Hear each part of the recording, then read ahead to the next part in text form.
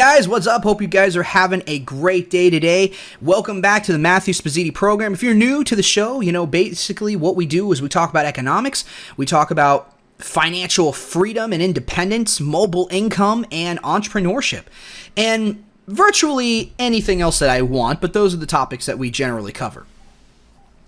And today, guys, I really wanted to talk about the craziness of COVID-19 and this pandemic and pandemonium that's going on, and I wanted to really just talk with you about all the issues and how this is going to affect us economically speaking. Already, this is just now kicking off, and we are not done with all of this yet. I'm not really referring to the virus. I'm referring to the economic impact of this all that it will have. And right now, we're just getting started, and we already have millions of people basically signing up for unemployment, and this is just now getting kicked off. This is very, very troubling. A lot of people think that, and they really want to blame everything that's been going on COVID-19, the coronavirus. And they really want to blame all the economic impact on that. But in reality, it's fairly normal that people will do that. They will blame something else, but they won't really blame the real perpetrator of it. And in reality, what's honestly causing all of this economic destruction that we're seeing is really the governments around the world. Here's the thing, if you like governments, if you subscribe that the world is dying and all this kind of stuff and the governments have to come and help us out, if that's you, you're not going to believe what I'm saying. You're not going to resonate with this message. But however, if you're skeptical of governments like I am, all forms of government, whether you're Republican, Democrat, it doesn't matter, and you're skeptical of politicians and governments across the board, then this message is going to resonate with you. And what I guess I'm trying to say here is that the governments are causing this. You've got regulations, you've got lockdowns, you've got curfews, you've got fining people $1,000 for not wearing face masks and gloves. That's happening in Laredo, Texas, right now. Kentucky's putting GPS ankle monitors on people who are not complying with the shutdown regulations that they have enforced. And in reality, this is authoritarianism. That's what this is. This is authoritarianism. And it's very, very, very disturbing to see this happening. I don't know if you guys know this, but I live in North Texas, the DFW area, Dallas-Fort Worth Metroplex. And so Laredo, Texas is really, it's quite a ways from where I live, but it's not like in another state. And I know that it's just a small town, who freaking cares? But in reality, hey, it could happen to a whole state. We need to stand up against this, but that's not really the topic that I wanted to discuss with you guys today. I want to discuss with you guys the economic impact. Look, we can look at all of these. If we look back at another time in history, the one that really, to me, kind of stands out as being somewhat similar is the Great Depression and World War II. In a time of war, there are different. The government has taken particularly under Franklin D. Roosevelt, a lot of regulations were taken to try and curb back what they saw as unfair situations. So they tried to have price controls, rent controls. They did jobs programs. There was a lot of different things that they did. They seized the land without compensation. There were tons of constitutional violations that had occurred that ultimately kept us in the Great Depression. The initial fall of the Great Depression was really because of the Federal Reserve. The Federal Reserve had stopped printing money, and it caused the Great Depression. But then the regulations and all the government intervention that occurred after that is what kept us in the Great Depression for very long. And we could go more in depth in that topic at a later time. But what I'm trying to get across to you is that what's happening now, the government shutdowns, the restrictions on travel internationally, the restrictions on, let's say, you going out at night, or the restrictions on businesses, you're not deemed essential, and, companies being shut down. This is akin to some of the regulations that we saw back during the Great Depression. And these kind of regulations are going to keep us in a Great Depression. They were going to cause a Great Depression or a recession of some kind. I mean, I could be wrong, and I hope I'm wrong, but these are government regulations, and I would say they're even more severe than what we dealt with back then. And as long as the government holds its grip and is choking the economy the way that it is, as long as that continues, there's virtually no way that we're going to come out of this. The markets are not going to rebound. People are not going to go back to a sense of normalcy. Unemployment rates are going to be skyrocketing. And it's all because of our fearless leaders. I mean, obviously, I say that rather jokingly, but you get the idea. It's all because of these politicians that think that they know better. This is central planning. They think they know better than us. They think they know better than businesses. They think they know better. So they enact laws and regulations that they think make sense. And it's absurd. It's an outrage. So the effects that this is going to have is pretty catastrophic. As long as this shutdown, laws and these regulations, as long as these things continue, companies will continue to shutter their doors. Millions upon millions more people are going to file for unemployment. I mean, I think Goldman Sachs predicted the unemployment rate being at 20%. And the Federal Reserve of St. Louis predicted 35 or 36% of unemployment rate by the time in the second quarter. I mean, I don't know whether Goldman Sachs numbers were really intended for the second quarter or they were just saying at the end of all of this, and who knows how long it's going to be. But at least the St. Louis Fed was predicting 36% unemployment at the second quarter. Now, is that really going to happen? I don't know. Nobody really knows, okay? And the article in question, The Economist, again, he was using mathematical models. And most of you guys, I don't know if you guys know, I'm not a big fan of mathematical models. They're widely inaccurate. They tend to be. I have experience with mathematical modeling, and a lot of it's guesswork. You don't know whether the variables you're using are accurate. You don't know whether your calculations are correct. A lot of it is just mathematical guesswork. And I'm not trying to say that it's all inaccurate and it's all worthless and that we shouldn't engage in it. I'm just saying you got to take it with a grain of salt, okay? It's basically a hypothetical guess based off of current data, assuming the data is correct and assuming that our assumptions are correct as well. But still, 36% unemployment is not hard to imagine when you consider the amount of companies that are already shuttering their doors, and we are just now getting into the throes of this. This is just now starting. I don't see any signs of governments, of the local governments here in Texas or around the country. Or even foreign governments. I don't see any sign of relief.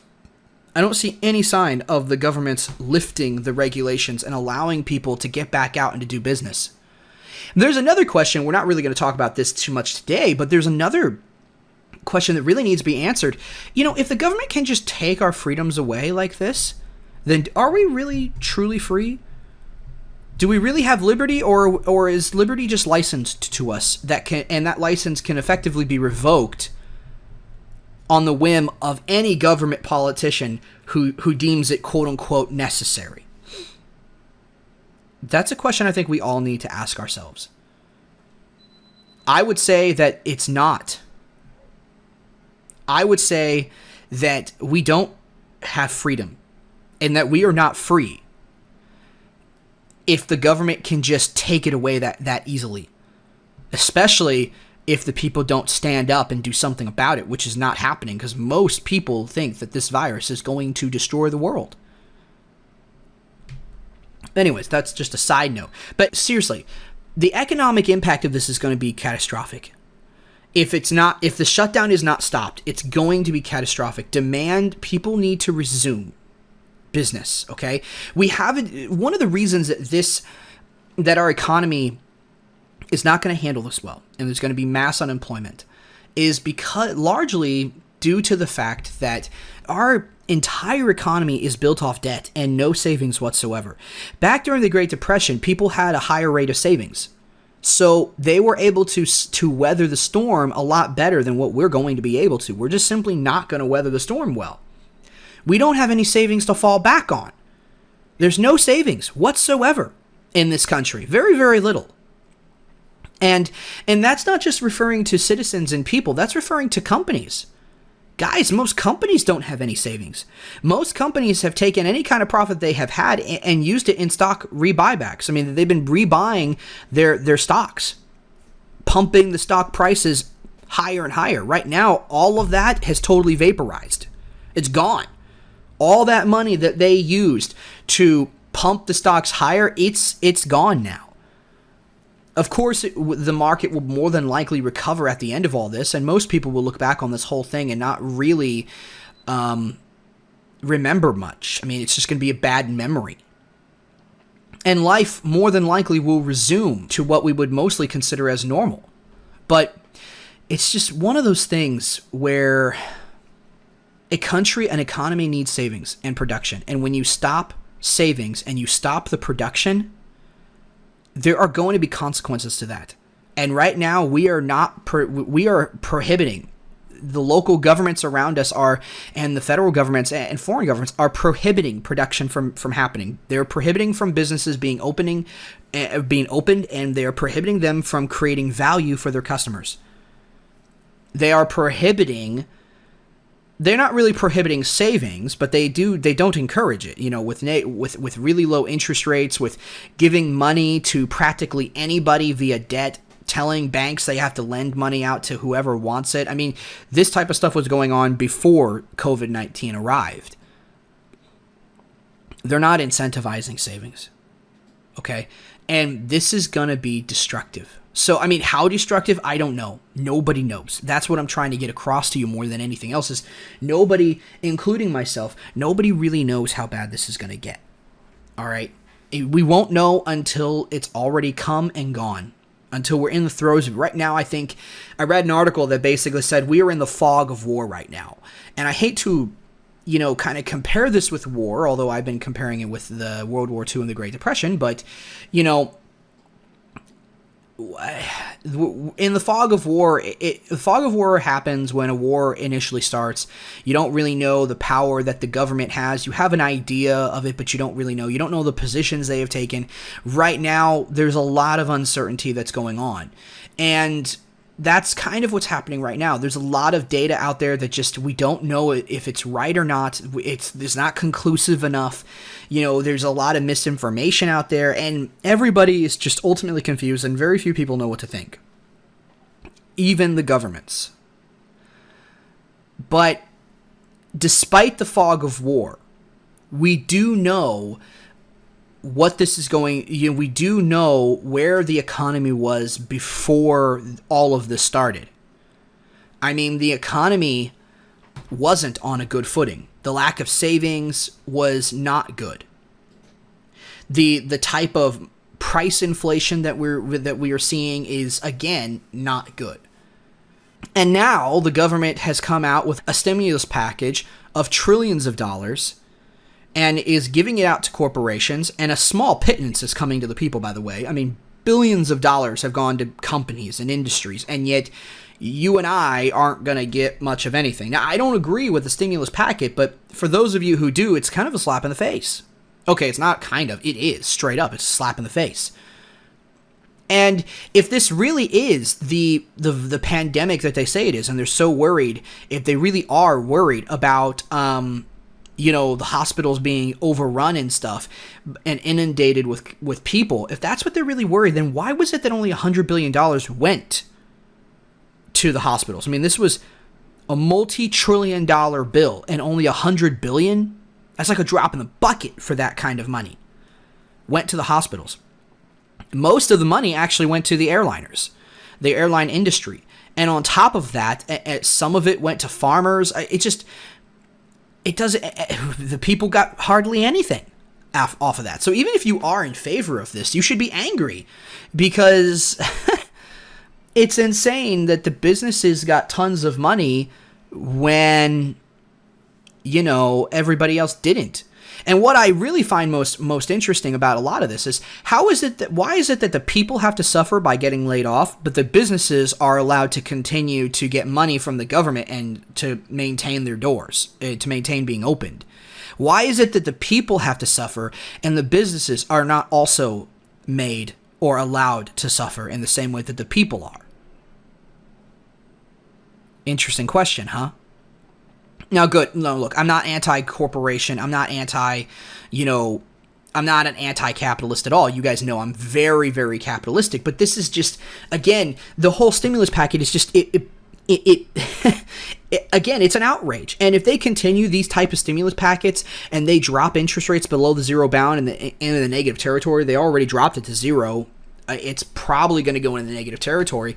That could cause a lot of price inflation. I mean, you're causing monetary inflation with the printing of money you're giving out loans and you're giving out grants and all kind of money that doesn't exist, that the government does not possess in savings. You are then artificially increasing the monetary supply, which is a monetary inflation. And if you continue to do this for long periods of time, it will cause price inflation. Now, there is a possibility here that it's not going to cause a lot of price inflation initially, simply because what might actually happen more so is that there might be a lot of people who aren't, because demand is very low, and there's a lot of people right now who aren't spending money because they're afraid of getting out due to the virus. That money, if you just simply print the money and you give it to people and they don't spend it, then no price inflation will occur. You will not see a general rise in prices. However, if they eventually start to spend that money, then you will probably see a general, because that money was ginned up out of thin air and you increase the monetary supply, you have a lot more money going after the same amount of goods. Or fewer goods, in fact, because we're also curbing back production, because we are essentially closing up businesses. I mean, cars aren't even being produced right now. So there's going to be a lot more money going after fewer goods than what existed previously. That's going to cause a fair amount of price inflation, and it's not going to be pretty. Most of the money that you're going to get isn't going to buy you much. Again, I think what we'll see is deflation.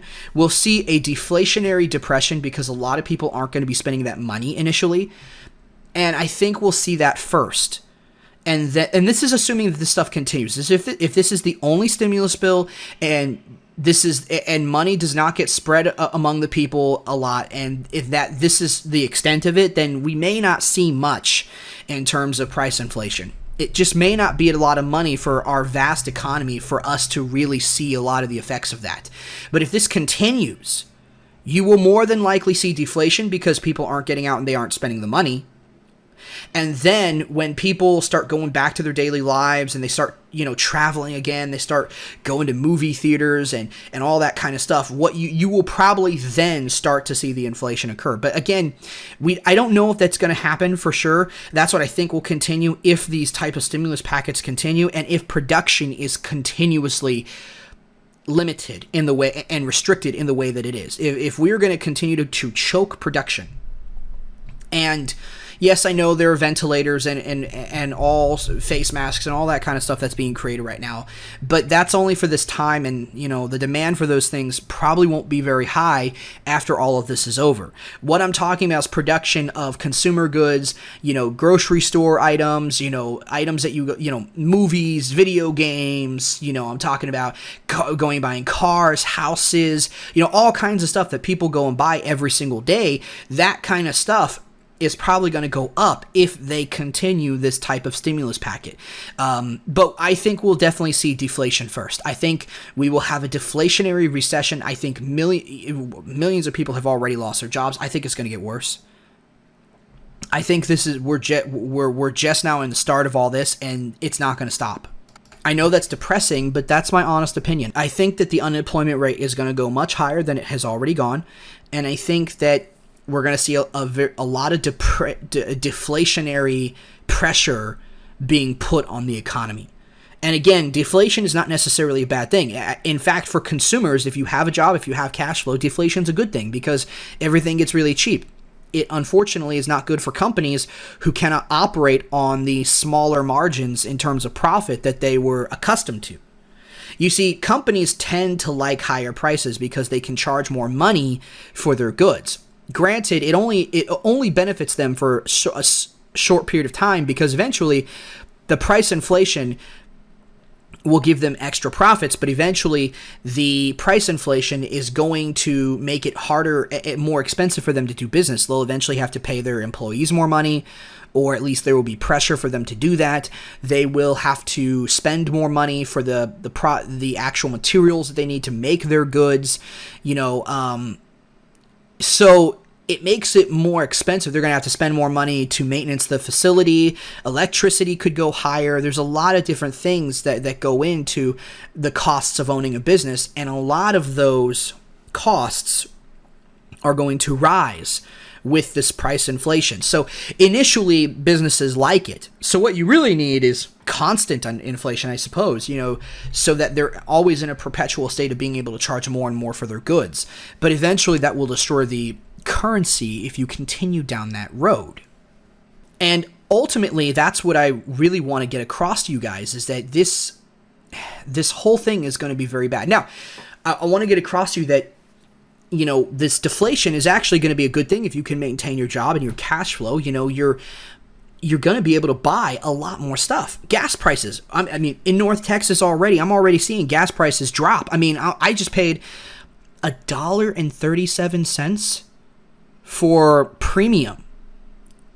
Okay, that was premium for my car. I mean, that's incredible. Now, granted, there were other things. I mean, I go to Kroger, and they have a membership that you can basically use, and they give you a discount on your gas, and I was able to save an extra 70 cents. But even before I started to save the extra 70 cents, we were pretty close. We were like almost flat $2 per gallon, like $2 and maybe like 7 cents or something like that. So, I mean, still, it was like $2.20, $2.30. So that's already absolutely incredible to see it drop as much as it is, and it's not going to stop. It's going to continue to drop. Oil is falling through the floor. At least it has been for a while now.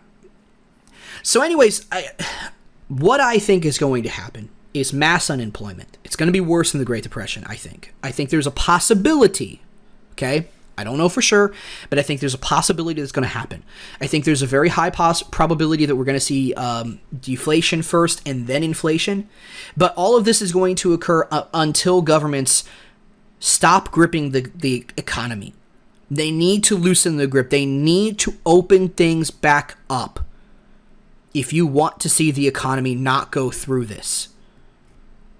But, on a less depressing note, I wanted to talk to you guys about what can we do. So I've given my analysis. I've given you my opinion of what I think is going to happen. What can we do? If you've already lost your job, what can you do? I would really try and really try to encourage you to not view this as the end of the world. And to not view this as, how am I going to provide for my family? And yes, those are things that you need to worry about. But I would really try to encourage you to view this as an opportunity of a lifetime. Try and look at it this way, that this is an opportunity that isn't seen very often, where you can you can reimagine, you can retrain yourself, you can use this time to learn a new skill. And you can use this time maybe even to start your own business online or something of that nature, where you don't have to be dependent on a company anymore for your livelihood. This is a great opportunity for you guys, if you want to look at it that way. I know most people aren't going to. My audience, I know that you will. You guys are great, and you love this entrepreneurial message that we're saying here, and you love this take control of your life type of message. And that's what this needs to be, an opportunity for you to retake your freedoms. Learn a new skill. Learn, whether that's trading, like I'm doing, entrepreneurship with my podcast, or blogging, whatever that is, learn a new skill. You learn how to reimagine yourself. That is what you should do. Now, granted, I know, yes, you need to focus on being able to feed your family. I understand that. And right now, I mean, I don't know. My wife is the primary breadwinner in my family right now. Seeing as which I'm kind of just getting started with all this. And in reality, yeah, she could lose her job. And if she does, we'd probably have to go on unemployment. And it would not be easy. It would be rough. And I would hate to have to come to that conclusion and have to deal with that. So I very well may be me and my family may very well be in the same boat that a lot of other people are in. But, we're not going to know. What I'm trying to do is continue working to my goals of financial freedom and controlling the source of my income, because that's what I want. Then and only then will you truly be free, no matter what happens politically. Okay? I mean, aside from them coming into your house and taking your wealth and taking everything from you, then, at that point, you realistically, you should have left the country before they did that. But still, aside from that happening, they're not going to be, you need to control the source of your income. That is the ultimate message of today. There are lots of ways you could do that. There's an unlimited ways that you can do that, but you need to start. And if you're out of a job, use this as an opportunity that you have a lot of free time to go and learn the new skill, to go and start to build your business. This is the time. Don't just sit there. Don't just clam up and be woe is me. This is not the time for you to sit down and be depressed. This is a time for you to get up and work. And trust me, I know how difficult that is. I do. I really do. I am not a type A personality, okay? I'm not a go-getter. That's just not who I am. And when things start getting hard, I tend to clam up and I want to sleep in late. I don't want to do any work. I struggle with the same things. But I'm still pushing forward. I'm still trying to pump content. I'm still trying to suffer through, if you will, and trying to get out there and to make something better of myself. And that's what I would expect from anybody who listens to my show. And that's what I expect from everybody. Use this as an opportunity to take control of the source of your income. It doesn't have to take years for you to make money. If you got a good personality, people really like you, you can do it. Okay? But you need to start now. So that's my answer to this issue. Now, if you're interested in trading is a great way to do it, but you need a fair amount of money in order to make money with trading. If you're trading the right way, if you're trading a good conservative way, that's not like, swinging for the stars every time. And if that's what you want to do, guys, I mean, I can recommend you to a really, really great company. I got an affiliate program with a company called Tier 1 Trading. It's actually a lot of the guys that work at this company, they taught me how to trade. So, great company. They do webinars all the time. They're a great company. I'll put the link in the description below. Again, I'm just an affiliate with them. So my show will receive compensation. If you want to support what I'm doing here, this is a great way to do that. But they really are a great company. I've used their stuff before. They are really, really, they really are a great company. You can't go wrong. Like I said, they got Akil Stokes there. I learned a lot of what I've learned from Akil Stokes. I've been part of his live trading room and stuff in the past. It's really, really good stuff. You guys, you won't be disappointed. So if you guys got extra money lying around, if you guys are wanting to invest in yourself, that's a great way to do it. Another way is Skillshare. Skillshare is a great way. Again, I'll post all these links in the description below. If you're watching on YouTube or if you're watching anywhere else, they'll be in the description so you can go click on them if you want. But, Skillshare, guys, has tons and tons of courses. You can do courses with regards to trading. You can do courses with regards to videography, how to fly a drone, how to work with 3D printers, copywriting, all kinds of really cool stuff. Website design, coding, and it's only like $100 for a whole year. It's really not that expensive. So if you guys are interested, go check out Skillshare. They really are a great company. Again, it's just an affiliate link. They are not a sponsor on the show. But if you want to support the show and you are going to listen to my advice and you're going to get out there and make something of yourself and, just really reimagine yourself and really strive to take control of the source of your income, then these are great ways to do it. I mean, right now, what I'm doing is I'm working on my podcast, working on my blogs.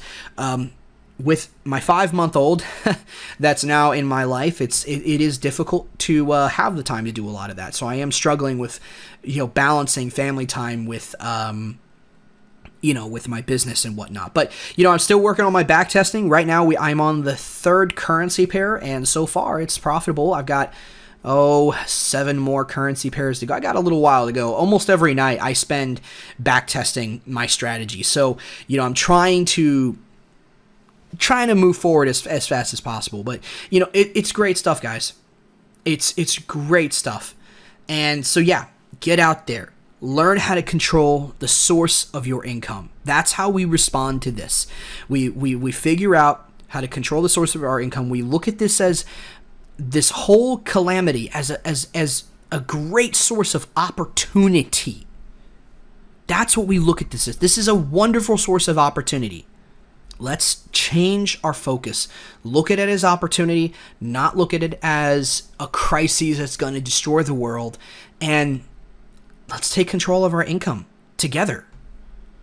Well, guys, hey, if you're willing to do that, then that being said, guys, that's going to be it for the show. We are now out of time. I want to try to keep these episodes 15, 30 minutes. I think I'm going to struggle to do that in the 15-minute range.